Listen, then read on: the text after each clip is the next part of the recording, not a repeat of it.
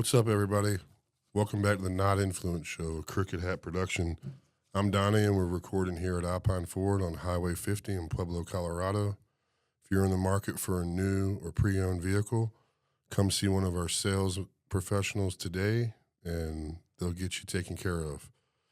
Tonight, I got a special guest, my good friend Tommy Sisneros. What's up, Tommy? My brother. Thanks for coming on such short notice. Yeah, for sure. So I asked Tommy to come on tonight so we can talk a little bit about the schedule at Pueblo Motorsports Park for the 2025 racing season. Sounds like there's some people who are having some questions about it, and figured we could go over the schedule, what some of the races are, the classes and the races, payouts and such. And Tommy agreed to come on and ask me some questions so we can answer them. For sure. I feel like this is going to be like a good resource podcast for everybody to kind of bookmark whatever they need to do to refer back to it, because I think you're going to get into, a lot of layers of what's going on at PMP this year. And so I think it's going to be a good resource cast for everybody to keep on their front. It's crazy being in a setting like this and hearing myself like this compared to the stuff that we do.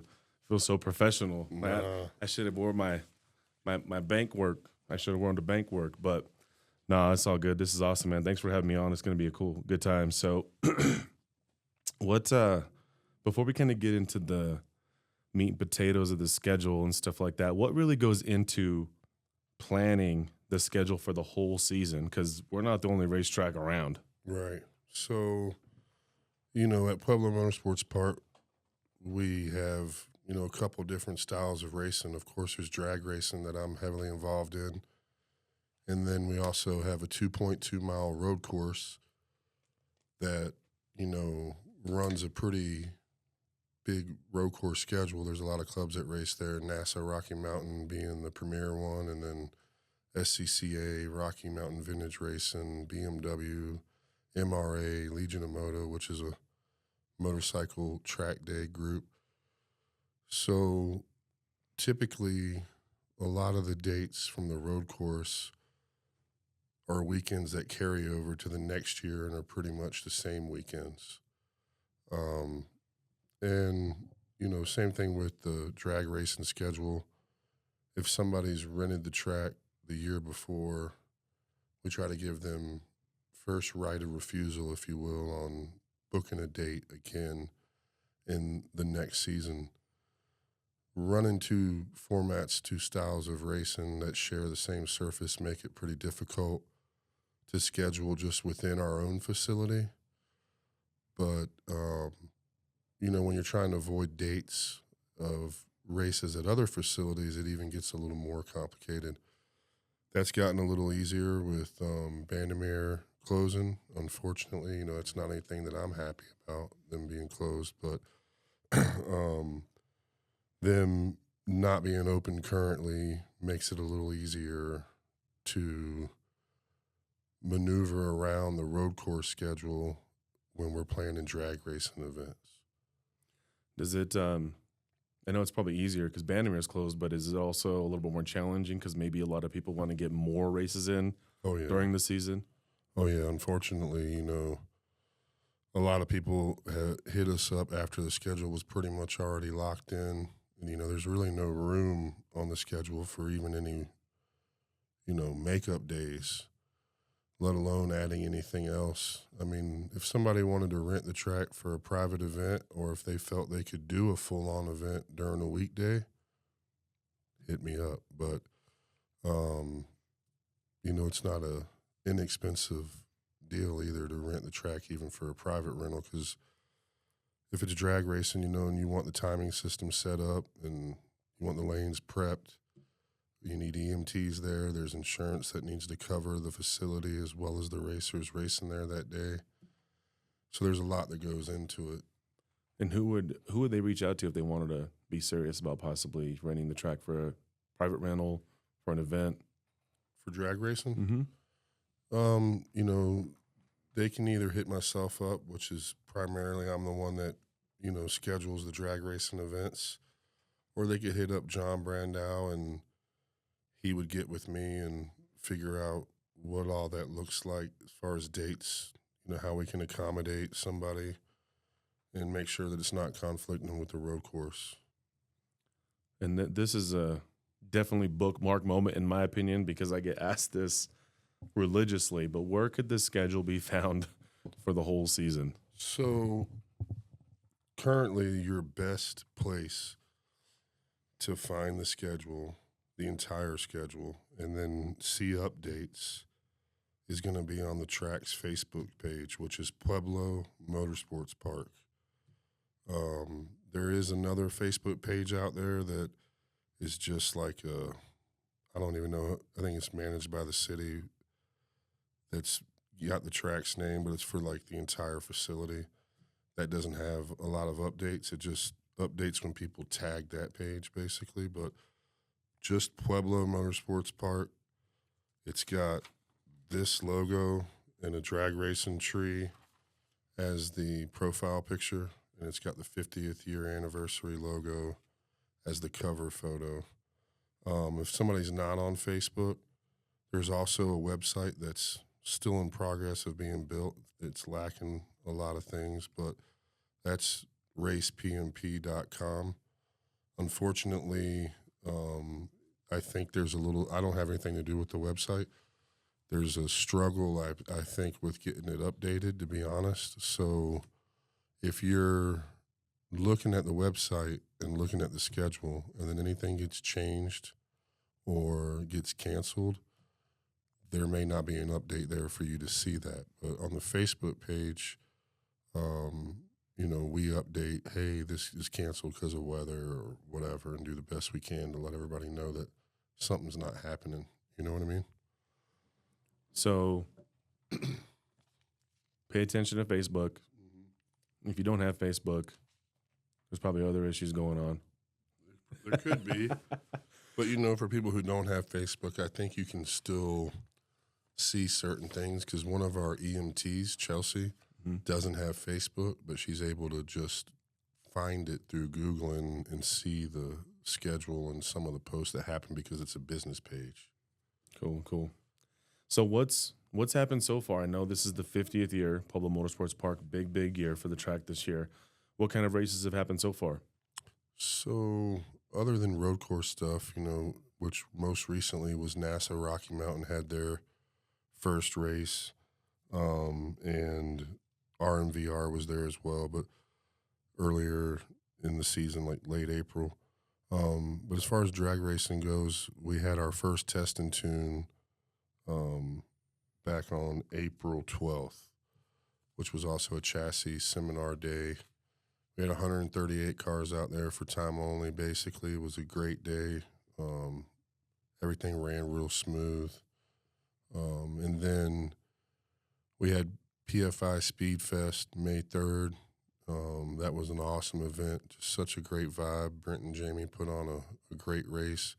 Brittany, Jamie's wife, is definitely working at the helm of that to keep everything organized and keep everything moving. Some of the fastest imports in Colorado were there racing, and it was just a good vibe. You were out there. Yep. Wouldn't you agree? Absolutely. And there were some records set that day. Absolutely. The first record wasn't even by an import. Right. Mr. John Jacobs, right? Yeah, John Jacobs in his Coyote Mustang was the first car down the track. Brent and Jamie, when they were on the podcast, Jamie had mentioned, the first car down the track's not even going to be an import, but didn't want to tell me, wanted to keep it as a surprise, and it was John Jacobs. He ran a 7:33 with a 7 in the quarter mile straight off the trailer. That's awesome. That's even the test and tune on April 12th, even though I didn't race in it, like you would even mistaken it for an actual event. Yeah. With how busy it was. Yeah. That place was popping. And it ran smooth. We ran 130. I stayed in the staging lanes all day, which, I like staging. It's tough sometimes because if you're staging, you're kind of anchored in one spot. It's hard for you to leave that space. But I enjoy staging because it also, if you're in staging lane, you're paying attention to what's going on, you're directing traffic, you can help control the flow to the water box guy and then to the starting line and keep things moving efficiently. But back to PFI speed real quick. John wasn't the only one setting records and personal best and stuff. I mean, people were going fast out there. There was a lot of 8-second, imports out there, and there's some of them that are, they're all vying for being the first in the 7s in Colorado. That hasn't happened yet. That could happen at the next PFI Speed Fest, which is later on in the season, or we have a couple of import classes in a new series that we're doing, Rocky Mountain Streetcar Series. I'd love to see it happen at Pueblo Motorsports Park. First import into the 7s. Oh, that'd be awesome. And you're right. When you talk about it being a vibe at PFI Speed Fest, I mean, those guys are awesome, and they threw on a hell of an event. My boy Chris Phillips, shout out to him. He ran his first 8 that day, and we made a big deal of it. It was awesome to see, and excited for the second one to come down. Definitely. That's coming down later on this year. So yeah, August 9th, I believe. Okay. Yeah, let me look for you. Yep, August 9th will be the second PFI Speed Fest. They're going to Kearney this weekend, May 24th. They'll be in Kearney, Nebraska at the track there in Kearney with Joe and Nicole Roach running out there. That's a dope little series they started, because last year I think it was just 2, right? 1 in Pueblo, 1 in Kearney. Yeah. And then this year they made it a 4-race kind of series, 2 in Pueblo and 2 in Kearney. So it's awesome to see that event continue to grow. It is. And they're so cool. Like I say, they were the last guest on the podcast, and I've, known Brent and Jamie since I've been around here in Colorado, and I'm excited to see that program they got growing. And like I say, the vibe, just everybody's getting along, and cheering each other on. Oh, yeah. Makes me want to buy an import almost, you know what I mean? For sure, for sure. So what's next on the schedule for PMP this year? So this Friday night, May 23rd, is the first Friday night drags of the season, and it's the first high school points race of the season. We're also doing a junior street track orientation and licensing, and looking to have a notary out there because, junior street and high school, there's a minor waiver that needs to be notarized. So looks like I found somebody that's willing to come out and do it this Friday night, so that'll be cool. Otherwise, they'd have to get it done before they come to the track. So, and then Saturday is the first Steel City no prep race on the backside at Pueblo Motorsports Park, which for people who may not know what's going on the backside, this is the 4th year of doing 4 races plus the survival of the fastest, which is an invitational, which we can talk about that too here in a little bit. Basically the starting line is at what would be the 1420 of the drag strip.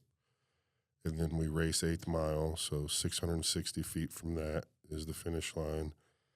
And then you have 1,676 feet before you'd end up in the sand trap. So as long as you're letting out at the 8th or just past it, you're not going to really go on that sand trap. If you can run an 8th mile race from the front side of the track and make the first turn of the road course like most people do to go to the ET slip shack, that's basically the same distance before the apex of that turn. So, and there's some fast cars, even some dragsters that race with the bracket racing program at Pueblo that can make that first turn, and they're running like 460s. Some of those dragsters are running 460s in the 8th, and they're still able to make that turn. I always make the first turn, right? Yeah, I know you do. Heck yeah. And I'm the best on the light, and Joe Barry knows. Yeah. We're anticipating this weekend to be a great weekend. The weather's looking great. Friday being the first Friday night drags, first high school race. That's cool. The tough part about it is, and we didn't, for somehow or another, we must have missed it scheduling. but I think there might be some graduations this weekend. I don't know. We might have to add another high school race if there's kids that have missed it. I got to figure that part of it out. But And that's another part of the logistics of scheduling for the season, right? You're looking at how to fit everybody in that wants to get in. Yep. You're looking at holidays and looking at attendance and stuff. I'm sure you're collaborating with other tracks that do similar things, a PNP, making sure it works for everybody. I know the road course has so it's not you're not always gonna catch everything like a high school graduation for each individual high school. You never know how that's gonna go. So because I think there were some graduations last weekend, and that's where we might have got off kilter, is thinking that graduation would be over by this weekend and we'd be good. But I think there are. Do you know for sure? I know there are some this weekend. I just don't know which schools. Right. But I know there is. My fridge could tell you because I have about 30 invitations on that. Yeah, I've got some too, actually. But it sucks. I mean, it's got me bummed out. I'm probably going to need to figure that out. Maybe this just be change this from I don't know. You have to figure something out. If there's some kids who have to miss it because they graduated or their brother was graduating, sister graduating, we don't want to penalize anybody in a point series for something like that. Right. Something else cool about Friday night is I know there's going to be at least a handful of Rocky Mountain Race Week, Mega Week participants coming to test because they haven't had a chance to. A lot of them couldn't make it to that open test day that we did back in early April. PFI Speed did have time-only grudge lanes open, but some people weren't ready. Like I believe Jason Hurley went to Julesburg last weekend, but he couldn't really run it out. And talking to Brent Coddington, so I think they're planning on being down Friday night to be able to run the car out, which I don't know if you've seen the car is all orange now. Oh, it is? Yeah. Oh, that's awesome. I saw some pictures from Julesburg. It looks pretty good. That's awesome. Remember when he had the old car that went from blue to orange? Yep. So, and then I know Matt he's been working on that Camaro that he's got. That he brought to Steel City a couple years ago, trying to get that ready for his son, Cam. He's going to be doing race week in it. Oh, cool. So I think he's bringing that down for him to make some passes, and maybe Tyson and Easton as well. I think they may be coming down to make some passes too. So, yeah. And then, I'm sure we're going to have some people from Steel City, even though it's going to be on the front side. They're going to be making some passes. Joey Anton hit me up today and asked, what the prep was going to be like. And it's hard to answer that question. I get that asked a lot by a lot of people. But the easy answer, since we're talking about the programs and the schedule, is if it's a Friday night drags, just know we're going to prep it from the beginning to be just as fast as any other thing that we're doing. If there's a bunch of street tires there or a bunch of people who aren't quite familiar with how to launch their car, and instead of launching and leaving, they're spinning the tires to the 60-foot or whatever, then we're going to lose the starting line, and it's going to be hard to get it back, because our main goal on a Friday night drags is to provide a place for high school to race on the days that are theirs, and anybody that can pass tech and has the safety equipment that's required to go at whatever ET or mile per hour that they're running. Those are the primary customers for Friday night drags.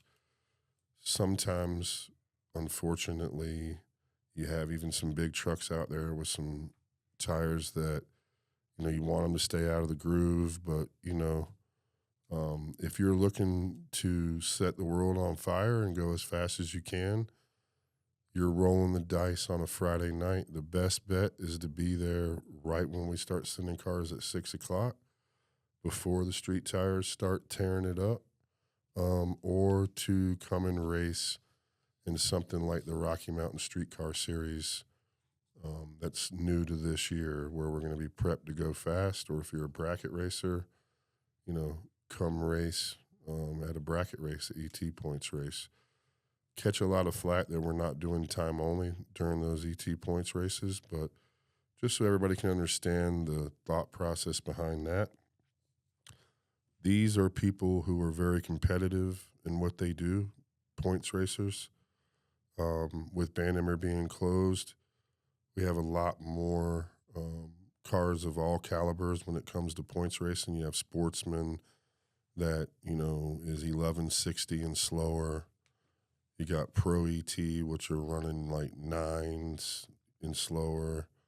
And then we got, and those are quarter mile times. And then we have Super Pro, which is running 8th mile. And they can actually, their ET is 4.0. They can go 4.0.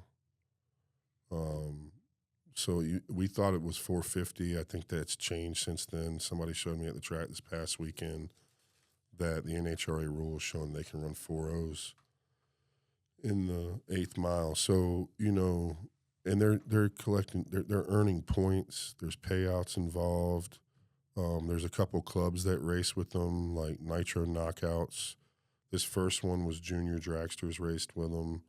The Volkswagen Drag Racing Club has a weekend with them, and Vintage Drag Racing Association, the VDRA, has a weekend with the bracket racers. So in order to make sure the track is preserved as best as possible and that we can finish the races, there's no time-only lanes open during points races. An example, this weekend on Sunday, we had a Super Pro dragster whose rear end blew up, and we had gear oil on the track. And, we had to try to clean that up, and the scrubber wasn't doing a very good job. We ended up having to scrape the track, put rubber back down. This was a 2-hour process with a lot of help from not only our staff, but a couple of racers that are familiar with helping bring the track back. So if time only guys were there, they might be pretty bummed out because they'd have to be waiting just, you know what I mean? So Right. We can't guarantee them how many passes they're going to get during a points race. And what would even be worse, it sucks anytime you have a delay in racing, but it's inevitable. Sometimes it happens. And that's part of the job of cleaning it up and getting it ready for people to race again. But if it was a time-only car that's not there to earn points, didn't enter the race and pay the same as everybody else that's in one of these classes, and they were to do it, in my opinion, it's just not fair to the people who have registered to race, reserved pit spots for those races for the season and paid for that, trying to earn points, possibly will go to the Division 5 finals of the NHRA and represent Pueblo Motorsports Park as a racer on our team. It just, to me, isn't fair to do time only during their races, just like we don't do time only during Steel City No Prep, because, it's just something that I'm standing behind, basically. Right. You know what I mean? Right. So this Friday night is the first Friday night drags. I've lived in Pueblo my entire life, almost 40 years now. And I meet a handful of people all the time that have and I think you mentioned this before, have no idea that this track exists and can come out here and race. Yep. So I know you talked a little bit about, what it takes to race at Friday night, but what kind of target audience is that? It's basically anybody, man. It's people who, your car could run 18-second quarter miles, and as long as you pass tech inspection per the NHRA's tech inspection guidelines, you can race. Or if you're Jason Hurley and bringing the Firebird out trying to run in the 6s to get ready for Rocky Mountain Race Week, as long as you pass tech, you can race. So on a Friday night, on a regular Friday night, tech cards are the same for everybody. They're $35. Spectator and crew tickets are $10. And, everyone just gets to have a crack at the tree and, try to do the best they can, improve their car, dial it in, get ready for a race that's later, in the month or whatever. But it's open to everybody, as long as your car is in good working condition, lug nuts on all, even if you're a slower car, if you're 1399 or faster in the quarter, you got to have a helmet. Yep. So if you're running slower than that, what they're going to be looking for is that you don't have a bunch of stuff in the car that could get loose and hit you, the driver. Like groceries. Right. Yeah, groceries, We do have a class called grocery getter on the backside, but Right. yeah, don't really bring your groceries with you. And I like that you bring that up because I've had a lot of people reach out to me and they would love to start racing in some of the series. And I'm not as qualified as a lot of people to speak to that, but Friday night has been a great platform to help some people just get started. Absolutely. What is the tree? How do I line up? How do I take off? What's the feeling of going down?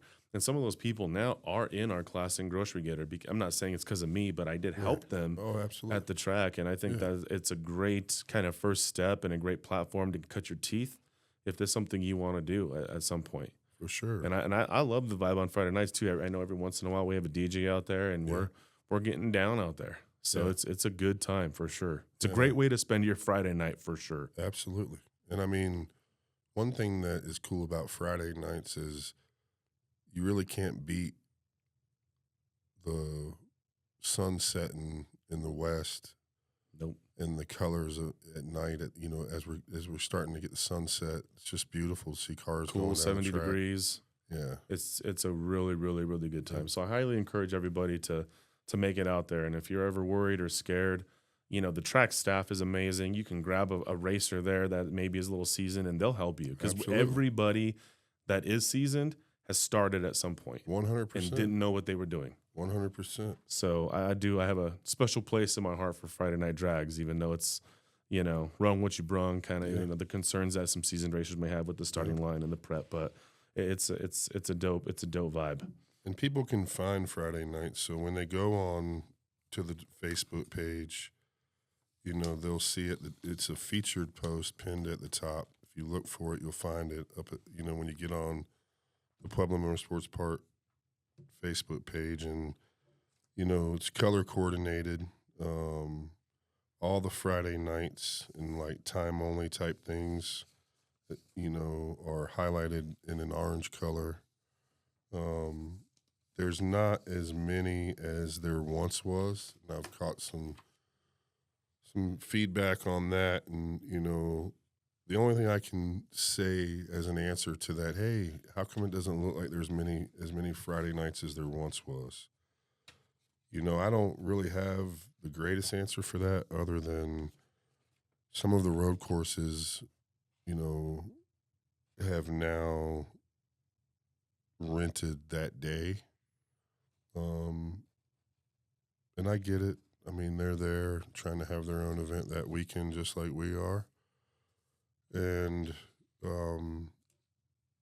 there was, I was just told when putting together the drag racing schedule that, there couldn't be any Friday nights on certain dates. And the schedule reflects that in red as well if there's no open lapping, because to be totally fair, there's also some days that there's no open lapping because of some drag racing that's going on, like June 20th is the first Rocky Mountain Streetcar Series, and since that's a Friday and the gates open at 3, so we can start qualifying at 5 p.m., there's no open lapping that day. Or, with it being a multi-use facility, there's some challenges in setting up the entire drag strip to drag race and then taking it completely down, all the sensors, all the orange cones in the middle of the track, all the guardrail at the starting line, the tree, all of that has to come down to provide a safe place for the road course guys to use the long straightaway, is what that is to them. It's a drag strip to a drag racer, but it's a straightaway coming out of turn 10, heading into turn 1 for a road racer. So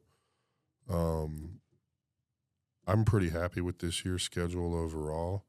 Yeah, I would love to see some more Friday nights, but overall, I think that, hopefully the Friday nights that are there, the weather cooperates with us and people come out.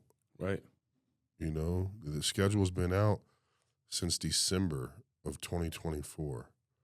So hopefully people have seen it and said, hey, there's not very many Friday nights. That's a bummer, but I'm going to try to make it to as many of them as I can. Right. And then, this weekend is for Steel City No Prep Race 1. Yep. And I'm sure a lot of people that have signed up for Steel City No Prep have done other no prep racing in and around the state, around the country. But what does a day in the life look like for Steel City No Prep? So the gates open at 12 for racers. I mean, if a spectator really wants to come in, they're more than welcome to come, crew members, whatever. But you're not going to see anything until much later. So the gates open at 12, and then, we have a cruise that is for grocery getters, street dogs, and limited street that starts at, I think, 2:30. And that's 15 laps around the road course, which I think doing that cruise around the road course was the first time some people realized that there was even a road course. Like, I've talked to some drag racers that didn't think the road course was even used, and I'm like, yeah, or they didn't even realize that it's a road course, right? But then the racers meeting is at 3:45 on the starting line for Steel City, so down at the scoreboards. And then typically we start racing like 4:30, 4:45 around 1, and then we just keep going. It's, again, no time only, just the classes that are racing. But when somebody goes out, then we do let them continue to make passes in between the classes the rest of the night, Do some grudge racing in between classes. And the racers meeting, I mean, I think that's also a great outlet for people that maybe have never done it before and it's their first time signing up. Yeah, sometimes it could definitely be that. But I think it could definitely be that. It could just messing around. No, it could definitely be that. But I think the overall purpose is definitely for people, if they have questions. That's a good time to ask, for sure. And a question could be about if you have two-step or not, trans brake, and how does Joe kind of bring you in? Joe goes over it every time. Joe goes over everything every single time. And he's been the same, he's been the same guy flagging. This will be his 4th year doing it with us. Right. So if you've been racing with Steel City, you know what to expect. At this point, it's clockwork. Yeah. But if you don't know, that is your opportunity to ask. For sure. And, after you've had your race, is really not the time to go back and start asking questions. And I thought this, I thought that, or this guy this, or that woman that. Like, it's really not the time after the race. So, but I would agree with what you said and your sentiment about just the race in general. It's honestly one of my favorite events at the track every year. Time. I mean, especially those of you who've seen me, as soon as I go out, I have a good time. Oh, yeah, for sure. I absolutely love those races.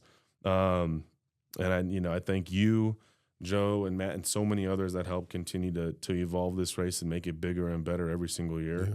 Because, like I said, it's one of the funnest things that me and Sal and Ed do all the time. So, I mean, it's cool to see families out there together, and even Brittany's come out and lined you up on the starting line. That's, it's a good time. She needs to start distracting my opponents a little bit better, but that's a different podcast. I hear you. So what is we have 3 or 4 races for Steel City? For Steel City. So we have 4 races for Steel City, and then the survival of the fittest. So we've got race 1, which is this Saturday, May 24th.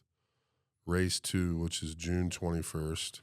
There's a Rocky Mountain Streetcar Series front side race that Friday before that, which I'm hoping that's going to make it, appealing to some racers that are like, man, I'm going to go down there Friday night and put some radials on and run on the front side and then stay the night and then do Steel City the next day.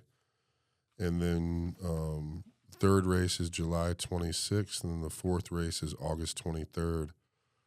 Anybody that wins in a Steel City race, runners up, or is a semi-loser is automatically invited to race in the Survival of the Fastest on September 27th.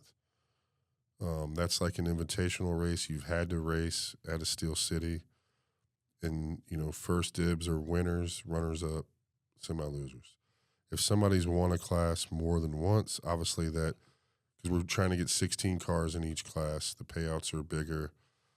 Small tires like 10 grand, where it's usually 5 grand. So the payouts for each class double,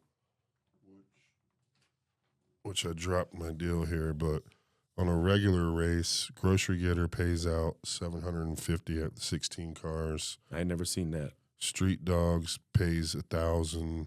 Limited Street pays $1,500. Unlimited pays $1,500.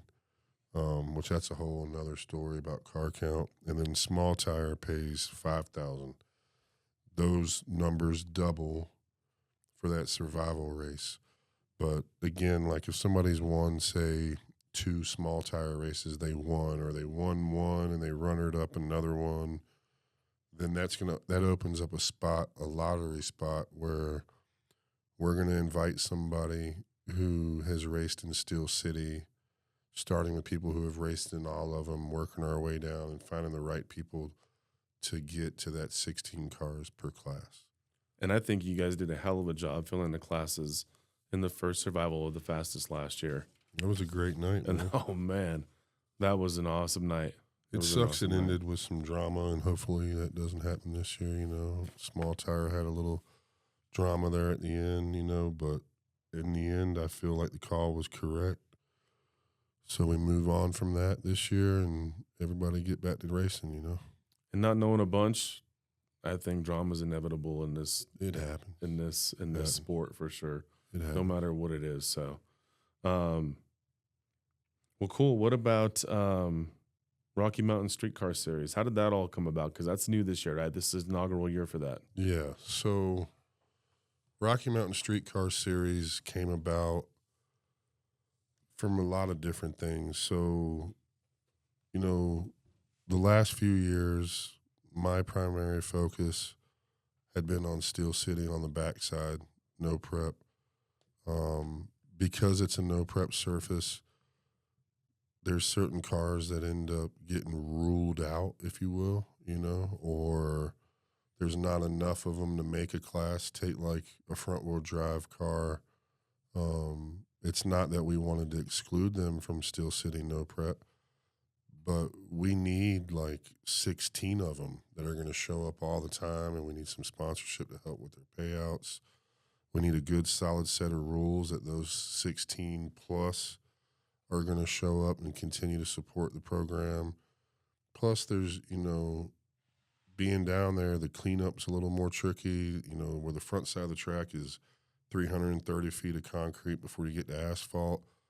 We're down there, it's all asphalt. Asphalt sometimes can be a little more tricky to clean up than the concrete. So we also want to eliminate chances of oil downs and things like that, right? So I started thinking, obviously with Brent and Jamie and the import scene, front-wheel drive, all-wheel drive guys, and people who don't want a no prep but they want a heads-up race. There was a lot of things like,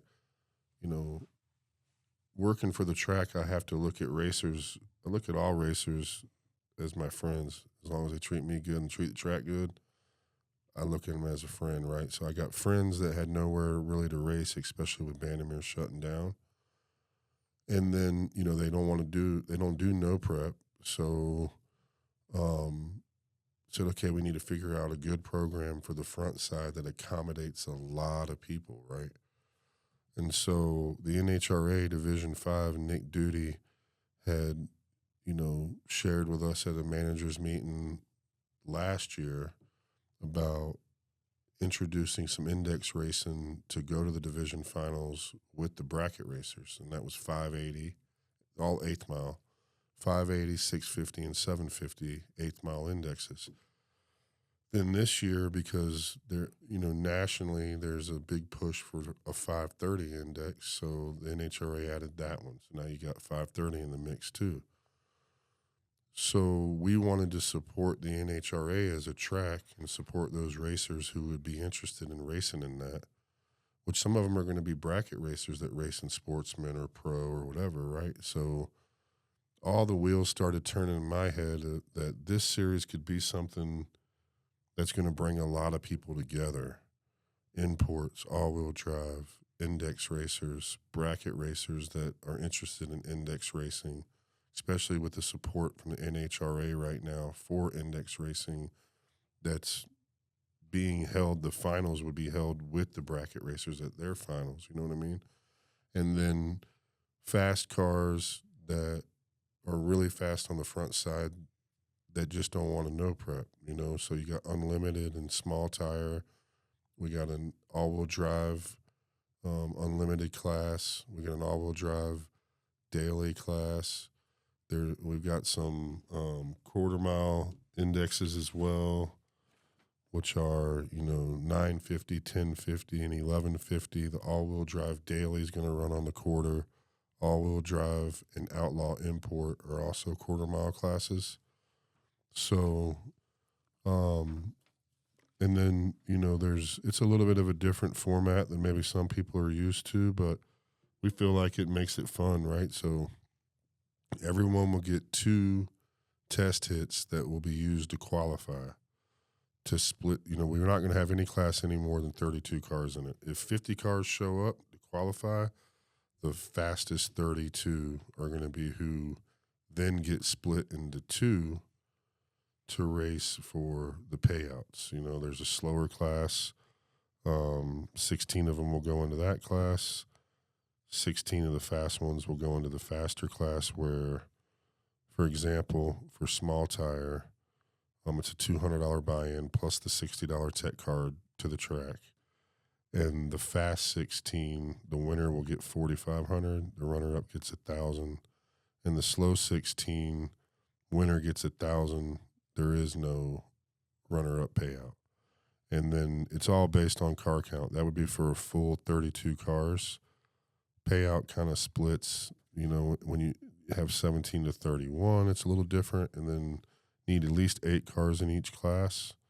And so 16 cars or less, it splits again. But what I'm going to do for anybody listening to this is right around now, I'm going to just put a picture in the video of the payout.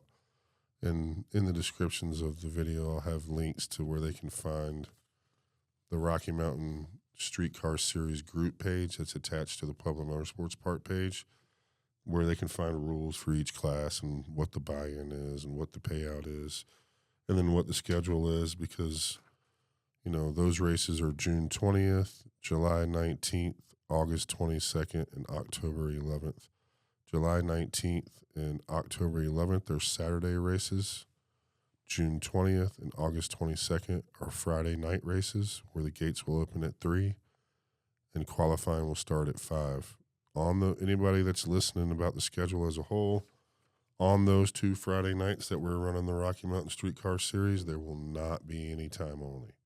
It'll be just for people who have registered to race in one of those classes. And are both of the following days Steel City no preps on the ones that are hosted on Friday night? Yeah, I'm pretty sure. Yeah, so the other one that's a Friday night is that August 22nd, and then that's the 3rd race, which is the night before race 4 of Steel City. Awesome. So they might as well just stay and get down on no prep the next day. Yeah, that's my hope, or at least stay and support it. Right. Because I'm sure there's some guys that are going to show up Friday night for Steel City no prep that might not want to risk running on they may choose not to do anything on the front side that night, but I'm sure they'll come up and support and cheer on anybody that's racing in the streetcar series, For sure, and vice versa. Yeah, absolutely. Another new race from what if I'm right, Steel City Bracket Bash. That actually last year was the first year for so that. second year. Yeah. What is that all about? So that is a big money bracket race that Josh Herman and Sporty Bandemere and, you know, Bree and Debbie Bandemere and Larry Chris comes down and, you know, some other people and put on a really good race for the bracket racing community in Colorado. This year, you know, last year he just had Saturday and Sunday and they ran with the VDRA. This year he is adding Friday and, you know, the schedule for that should come out here pretty soon. A little more details. You know, if you didn't race in it last year, you might not be familiar with it, but, you know, I know he's got some information getting ready to get dropped for all that. But essentially it's 3 days worth of bracket racing on Labor Day weekend. That's what it is. Okay. And then we have Speedfest coming back August 9th. Yeah. August, and we already kind of talked about that. And shout out to those dudes. Definitely. Another new race coming out this year, Rocky Mountain Race Weekend. Yeah. What's all that about? I'm intrigued. I'm intrigued too. You know, when Matt first told me what he wanted to do, so that's a Rocky Mountain Race Week event. But it's, you know, it's called Rocky Mountain Race Weekend because it's a Friday, Saturday, and Sunday. It'll only be at Pueblo Motorsports Park. There's not other tracks involved. We're going to leave Pueblo Motorsports Park to make some cruises. One of them is going to be the Royal Gorge Bridge. Last time I talked to Matt about it, he was saying something about maybe going by Bishop's Castle because at one of the race weeks, that was a big hit. People liked that cruise and liked, you know, checking out Bishop's Castle. And then, of course, it'll be a bunch of good racing happening at Pueblo Motorsports Park. You know, I've missed having race week at the track the last couple of years. Hopefully that'll change soon with the possibility of Great Bend opening back up in 2026.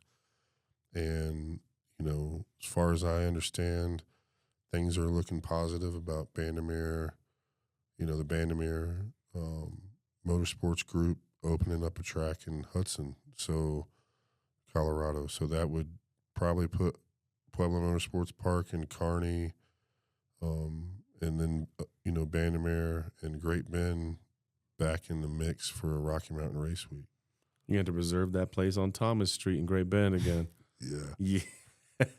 Yeah. So the godfather of Dragon Drives, Matt Frost, still coming up with a solution for us to have a Rocky Mountain Race Week series, even though it's, you know, just in Pueblo, but still, that's awesome. That I'm stoked on. Yeah, I think that weekend's going to be a lot of fun, and you know, good luck to all the race. When is that?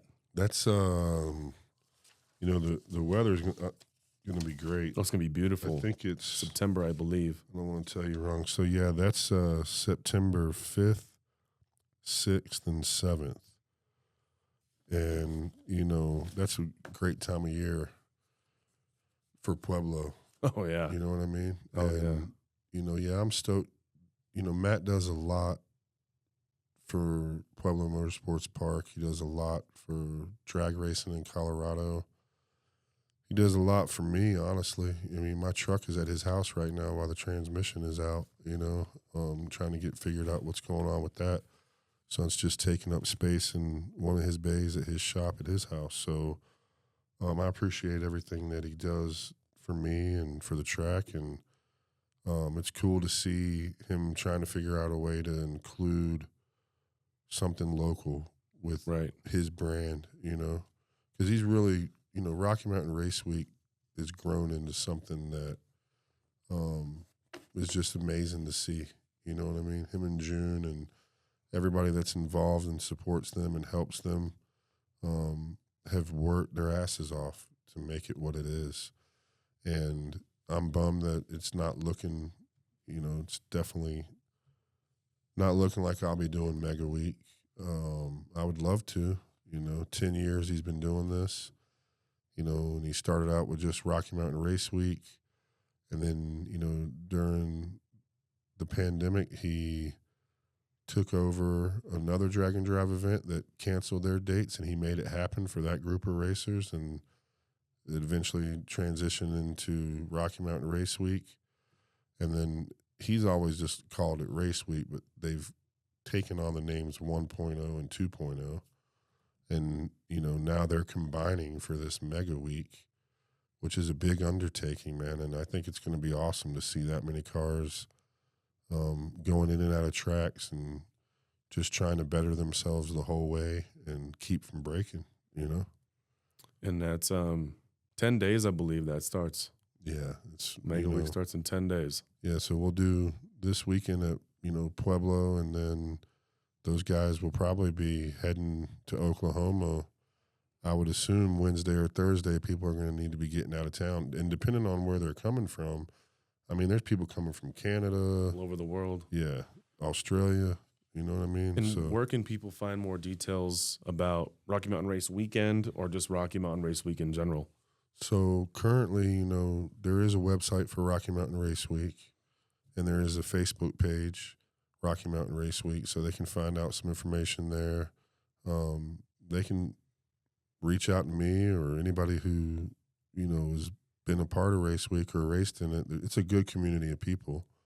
As far as Rocky Mountain Race Weekend, I think we'll see more promotion of that coming out of Matt and June and everybody, the Race Week page and all that after Mega Week is over, because we still have some time, right? But essentially it's all the same classes, it's all the same rules. It's only happening at one track, Pueblo Motorsports Park, 3 days with some cruises coming, not very far, not. I mean, how long do you think it takes to get from the track to Royal Gorge Bridge? About an hour? Mm-hmm. About an hour. So, and then an hour back, probably spend an hour or two there. So, right, half-day type cruises, racing involved, it'd be good. It's going to be a relaxing weekend for sure. It's going to be fun. Definitely. And good luck to all the mega race weekers this go on. I hope you all do great and have a good time. I'm bummed I couldn't attend this year either, but super, super stoked for them. I'm just hoping that I can get the truck sorted out. Brent has been busting his ass on it. And shout out to Aaron and Cheyenne. He's been working on that transmission that, it's a 6R80. So that says it all right there, right? There's been some issues with it, but hoping that we can get it put back together here soon, get dialed in and, get familiar with the truck, because it's definitely different than it was last time I raced it, right? And then keep it together and be able to participate in the Rocky Mountain Race Weekend. That's my biggest goal right now. I'd like to make a couple of races, Steel City. Maybe, it's hard to race and be involved with the races like I am. But, my goal is to definitely participate in that Rocky Mountain Race Weekend. And I would encourage anybody, especially if you're local, to try to get in on that. And if you can't get in on that, or, come out and support it and watch it, or go on the cruise with us or whatever, All right, road week it. Yeah.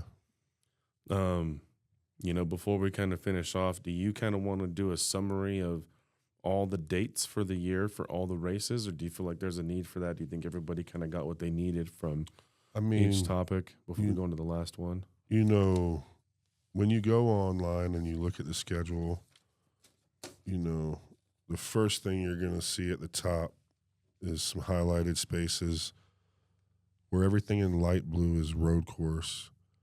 And then over in this column, it says, there's 60 dates.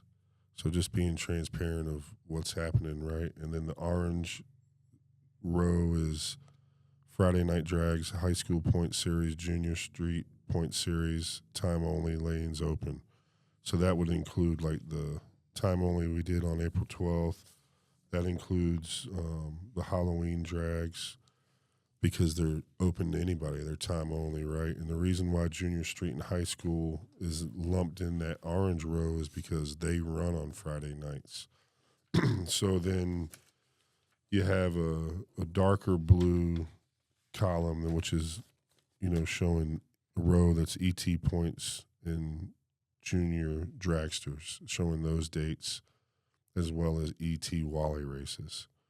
And there's 13 of those. So then you got your Steel City dates, Steel City no prep dates. It says there's 6 dates. We didn't get 6 because 6 would have been a test day that we got rained out or snowed out. I don't remember what it was. We would have done it, but it just couldn't happen because of weather. So there's 4 races in that survival race. So there's 5 of those. Rocky Mountain Streetcar Series is highlighted purple, and there's 4 dates for that. And then there's like a tealish color blue that are special events, and there's 4 events that it's showing for that, which are the PFI Speed Fest that we just had May 3rd, their return on August 9th, and then the Steel City Bracket Bash that Josh and Sporty are doing. That's considered a special event. They've rented the track. And then Matt's Rocky Mountain Race Weekend has also highlighted that color because that's something that a outside promoter and the track are working together to make happen. Being clear with everybody, Steel City No Prep belongs to the track, and it is pretty much, it's a combination of volunteers and track staff, a shorter, a smaller track staff, and volunteers that everything they do for Steel City, they do for the love of the sport and the love of Colorado racers, right? And then Rocky Mountain Streetcar Series is also the tracks series. The track is, we could use some sponsors for that if anybody out there is listening to this, but it's the tracks event, and hopefully it does well, because in order for these events to keep happening, they have to have support, right? People have to like the program. They have to participate in the program. And to make it even easier is when some individuals or businesses step up to help sponsor them. I mean, Steel City wouldn't still probably be happening if it wasn't for the volunteers and the sponsors that have supported the event. Sometimes we've had, some sponsors that didn't come back the next year for whatever reason. I don't think it was any drama, just they sponsored one year, decided maybe to put their sponsorship money somewhere else the next year. But then we've brought on new sponsors each season too, which, I don't want to, in the effort of not forgetting anyone, I'm not going to start trying to name sponsors. Right. I'm going to list them in the description of this video and then post up some images probably right around now for all the sponsors of the track, because we have some facility sponsors, which those ones are real easy to go ahead and mention because you're going to see their names on the left and right lane scoreboard, and that's Novus Class and On Track Performance. Their facility sponsors, obviously NASA Rocky Mountain is a facility sponsor. McAllister's Deli here in Pueblo on Highway 50 is a facility sponsor. DNS Paint, but you see where I'm going. I'm starting to. Right. I'm gonna. But there's also some sponsors that are sponsoring just the ET points, and then Steel City has some sponsors. But the Junior Dragster program, we could use more sponsors for the ET points, to be honest. And the Rocky Mountain Streetcar Series currently doesn't have much more sponsorship other than Crooked Hat Productions, and most likely, some of the same people that sponsor Steel City in one way or another are going to help out and help to make that frontside series just as good. Awesome. And to cap us out for the year, what's the last race of the season? Halloween Drags, which is open to everybody.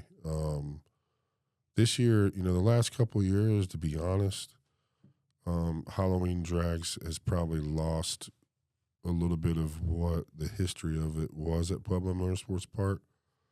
It's just, I could use some help with that too, right? Like, we'd like to have some kind of trunk or treat for the kids. Halloween costume contest would be cool. Maybe some kind of split gamblers race that maybe we have to cap at a car count, where it could be some bracket racing going on for a little prize and some heads up stuff going on for a prize. But it gets tough because it's the last race of the season. And if you try to accommodate all of the classes of, let's say, Rocky Mountain Streetcar Series and the ET Point Series and JD and high school, somebody's going to get left out. You know what I mean? Right. There's just not going to be in late October. What's the date on that one? October 25th. So we're hoping and praying that the weather even lets us do that race. It's been canceled a couple times in the last few years with snow. So the easiest thing is just to make it kind of like that first race of the season. Just let it be a farewell to the 50th anniversary of Pueblo Motorsports Park, the 25th, 50th year of 2025, and just let everybody come and make as many passes as we can get them down the track. And then, do something for the kids since it's Halloween. For sure. Or for the kid in all of us, right? I know you like to dress up for Halloween. You see Mike Myers show up in that bad boy. He'll be out there. Yeah. He'll be out there. For sure. Well, is there anything else that you want to cover? I just want to say, even though, I started naming some of them, and I keep finding myself doing that with either people or businesses so far in this podcast, this being my, fourth episode now, right? Yeah. So, I'm thankful for all the people that sponsor Pueblo Motorsports Park and support it. I'm thankful for all the people that support me and what I'm trying to do for the track as well. And I'm even thankful for the people who hate on the track and hate on me, because it's still bringing attention to the track, and maybe that's helping somebody that didn't know it was there, bring it on their radar, right? But it being the 50th year of Pueblo Motorsports Park, just come out and support it. Maybe it'll be around another 50 years. Drag racing and motorsports as a whole, has been under fire the last few years. There's a lot of tracks closing down, not just here locally, but, across the country. And, just like anything else, the track is a business. So just like anything else, if you steal from the business, like try to get in without paying for spectator tickets or anything like that, or, you don't come and support it, then you end up losing it, because there's bills that have to be paid. Some people have the mentality that the track is free because, a lot of people are volunteering their time, but it's not free. There's bills, there's insurance, there's prep, there's labor hours, there's upkeep, you know what I mean? There's rent to the city by NASA, Rocky Mountain, South Prairie, and O'Neill. There's a lot of moving parts. There's a lot of expense there. So when you see prices go up a little bit, think about the fact that prices have gone up on eggs and milk and stuff, and prices have gone up on everything, on the prep, on, what you need to pay staff, insurance premiums, just all of it, and unfortunately it's a sport that we all love, and if we want to continue to support it, then, we have to accept those increases or maybe get out of racing altogether, because we're not the only track that the prices have gone up. Actually,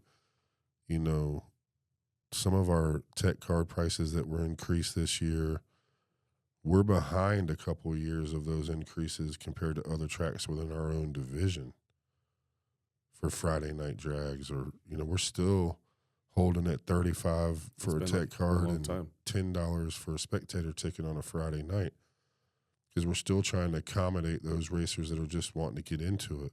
Right. But yeah, support goes a long way, For sure. Support your local track. And, on behalf of everybody that you said that you consider friends, who support, who sponsor, I think I can speak on behalf of everybody that you're the real glue that makes this whole thing go around. I know the track staff and you get a lot of support, but I think you've really elevated the car scene here in Southern Colorado since you've been around. And if people feel differently, I don't really care. But so I just want to say thank you for what you continue to do for the track and for the racing down here in Southern Colorado and across the state. And I'm glad to call you my friend. I appreciate you, man. I'm glad to call you my friend, too. I appreciate you coming on such short notice. Yeah. And as we wrap up, I just want to thank Alpine Ford again for providing me with a place to even do this. Oh, for sure. Which I'm not doing for any other reason than to support our motorsports scene here in Yep. Colorado, and they're allowing me to do that. And I'm thankful for the ownership and the management of Alpine Ford here in Pueblo. And if you're in the market for a vehicle, come see us. For sure. Thanks, Tommy. All right, man. Thank Appreciate you. Yeah, for sure.